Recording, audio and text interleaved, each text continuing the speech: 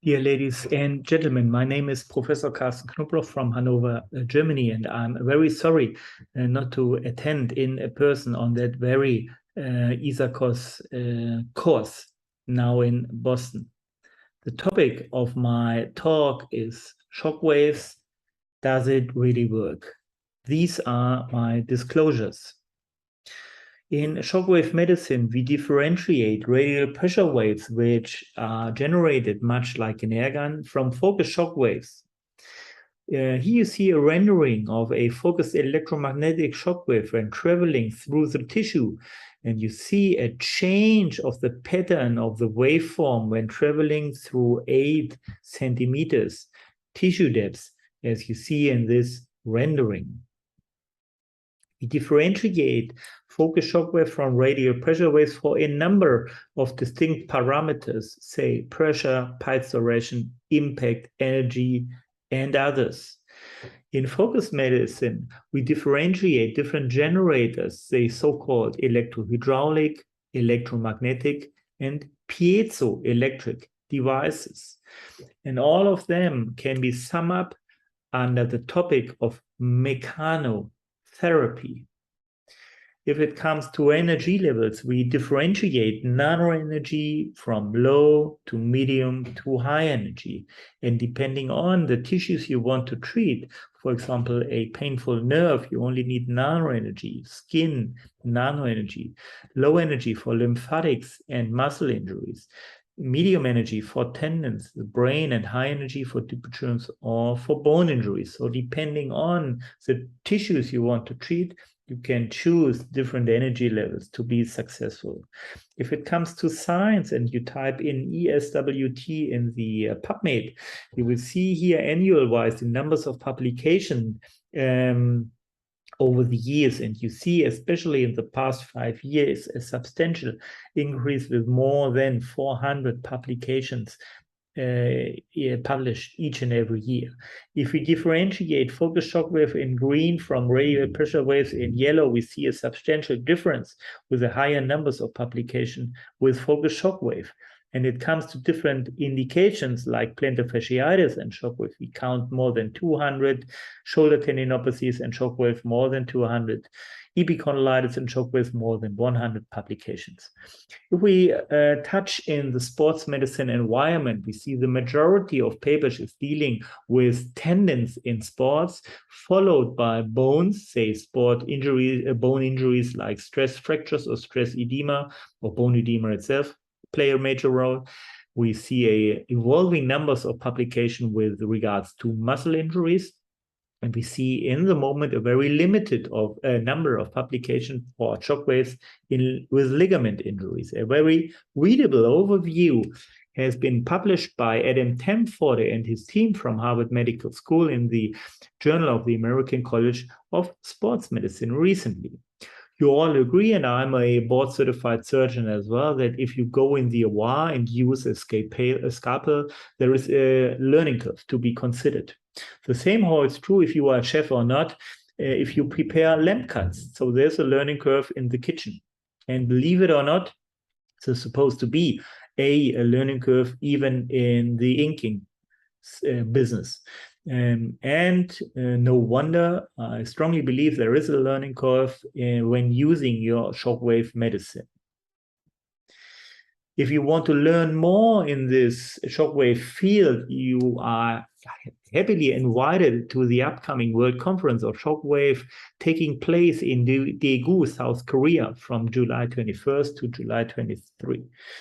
And the ISMST, the World Society of Shockwave, has recommended indications based on the expertise level of the shockwave provider. So we see some beginner indications, so-called approved standard indications, like for tendons, calcifying tendinopathy of the shoulder, tennis elbow, GTPS, patella, Achilles tendinopathy, or plantar fasciitis. On the bone level, delayed bone healing, non-union stress fractures, or even ODs, for example. On the advanced level, we see rotator cuff tendinopathies without calcification, medial epicondylitis, not the regular one, or peroneal tendinopathies, bone marrow edema, or Schlatter disease, or shin splints, which all account or take part in the sports medicine field. However, the level of evidence, the numbers of publications, the cohort size of the studies, and the quality of the studies is not so strong like for standard indications, which are beginning indications. That's why the ISMST is recommending it as an advanced indication, and there are some expert indications, as you see, which are not that much relevant besides lymphedema in the sports medicine environment. We are aware that the shockwave is a biological therapeutic tool. So the acoustic wave is translated by a mechanism called mechanotransduction into a protein response. We are aware that shockwave can stimulate stem cells. We are aware that shockwaves can act or modulate inflammation via NOS with different energy levels. And you see, even with very, very low energy levels, nanoenergetic 0.03 millijoule with 500 shots, you see a substantial increase in NOS enzyme activity. A German cardiologist team published in the Circulation Journal of the American Heart Association, AHA, already in 26, a study showing that low energetic shockwave can enhance the recruitment for endothelial progenitor cells. And recently, the cardiothoracic surgery group from Innsbruck, Austria, has shown that shockwave can stimulate the exosomes, and exosomes are these small particles which are relevant for intercellular communication. So we see a plethora of different effects of shockwaves, so a reduction of unmyelinated nerves. We see a release of substance P, a stimulation of microcirculation, an increase in cell wall permeability, NOS release, stimulation of growth factors, an antifibrotic effect, an antibacterial effect, an anti-inflammatory effect. So a plethora of effects depending on tissues treated, devices used, and frequencies and energy levels applied. So clinical-wise, the American Journal has published already in 2014 a meta-analysis stating that shockwaves is an effective intervention for GTPS, for patella, and for Achilles tendinopathy. If it comes to lower extremity tendinopathies, there's a meta-analysis published in 2018 showing a plethora of different shockwave techniques, radial and pressure, radial and focus shockwave devices with different energy levels, different energy flux densities, and different frequencies. However, stating overwhelmingly a positive effect on the tissues treated. There is an argument even to combine radial pressure waves and focus shockwave, as my friend Amos Saxena from Palo Alto, California, is stating in this cohort study for Achilles tendinopathy. And there is the observation, for example, in the NFL, that the numbers of Achilles tendon ruptures is substantially increased in the past 2-3 years, which might be in line with the previous COVID epidemia. I will come later to this again. In shockwaves, we see a substantial decrement in the inflammation for neovascularization, as you see here by power Doppler ultrasound scanning before and after 3 months. You see a substantial reduction of inflammation and a substantial improvement clinical-wise in the VISA-R score. As a work in progress, I can report to you my very personal current observation when using shear wave elastography, which is a quantitative way to measure the elasticity of a tendon affected from tendinopathies. You see a left and the right Achilles tendon with the diameter changes, with the power Doppler activity, with more sophisticated, superb microvascular imaging techniques. And on the lower panel, the stiffness of the left and the right Achilles tendon measured with shear wave elastography. And as a work in progress, as I mentioned, we can see immediate changes in the elasticity in a tendon when you do radial and focus shockwave treatment, as you see before 26 kilopascal, immediately after a single session 10 kilopascal. So there appear to be some immediate changes in elasticity if you apply shockwaves.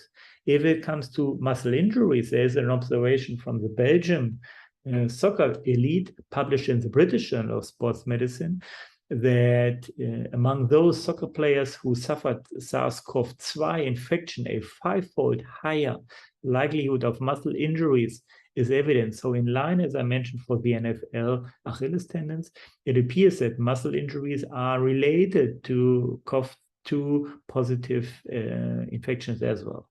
And this is a young 14-year-old soccer player who suffered a blunt trauma to his vastus intermedius muscle just some days on May 10 ago.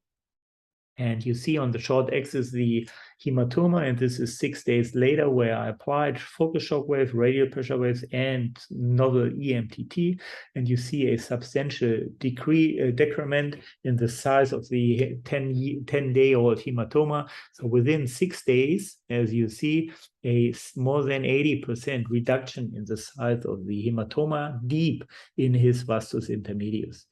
So we see, and as you saw before by the data, shockwaves can act anti-inflammatory and act antifibrotic, which might be very beneficial in muscle injuries. We see data from Salzburg, Austria, that satellite cells which repair the muscles can be stimulated by focus shockwave. We see that focus shockwave can enhance the blood flow in the microvascular perspective, so muscular microcirculation is improved significantly, and clinically wise, it has been shown for soccer in German Bundesliga with radial pressure waves only, even in light muscle injuries like Müller-Wohlfahrt type 1A or 2B, in more than 50% improvement or acceleration of return to play in these professional soccer players. And there is an observation, this is an early observation I want to share with you in sarcopenic hemodialysis patients published from South Korea. And these hemodialysis patients were treated for sarcopenia with radial pressure waves on their quadriceps muscle, 12 sessions. You see the parameters, and they could show an improvement in an anabolic effect on the quadriceps strength. Whether or not this holds true for the athletic population, we are not sure in this very moment. And on the upcoming ISMST meeting in Daegu, we will hear a talk on whether or not to discuss shockwave with regards to anti-doping issues. If it comes to bones, we see that bone edema can be substantially reduced in this 11-year-old hockey lady with a history of 2 years of ankle pain. 3 sessions of low-dose focus shockwave could improve significantly the pain and reduce the bone marrow edema quite significantly. If we talk on Jones fractures, these 2 gentlemen from Funabashi Orthopedic Hospital in Japan have shown that in Japanese J1 soccer players, an Antigrad's crew could return to play within 11.7 weeks. And if they do the very same operation in Japanese professional soccer players and add on focus shockwave on day 1, 3, and 5 after the operation, the return to playtime could be significantly reduced to 8 weeks with a gain of 26 days in these professional soccer players. Meniscal tears, there's a experimental study published in the American Journal in rats that even the avascular region might be beneficially affected by focus shockwave. And I applied my high-resolution ultrasound system with a 33 megahertz transducer, as you see in this very patient, a 41-year-old running athlete with a medial meniscal tear. And I applied, because he had no locking, focus shockwave and EMTT, oscillating magnetic fields, and you see a stress testing of his medial meniscus at 3 months, and you see a same medial meniscal stress testing at 6 months with a very nice and pleasantly healed medial meniscal with normal elastography measurements and no locking, and he could run 3 sessions of 10 kilometers in every week, which has been published as a case report recently. And the last study I want to highlight is a recent study from Vienna, Austria, from my colleague Patrick Weninger, who treated his ACL-operated patients with shockwave and could show that the addition of shockwave to standard treatment in ACL repair could significantly reduce pain improve AKDC, and improve Lysholm scores in his 65 patients. So in my view, shockwaves are an integral part of my sports medicine therapeutic toolbox in line with oscillating magnetic field, laser therapy, injection techniques, exercises, kinesiotaping, and others in the non-operative conservative approach. I thank you very much for your attention. I wish you a pleasant and vivid Boston ISAKOS meeting. Thank you very much for your attention.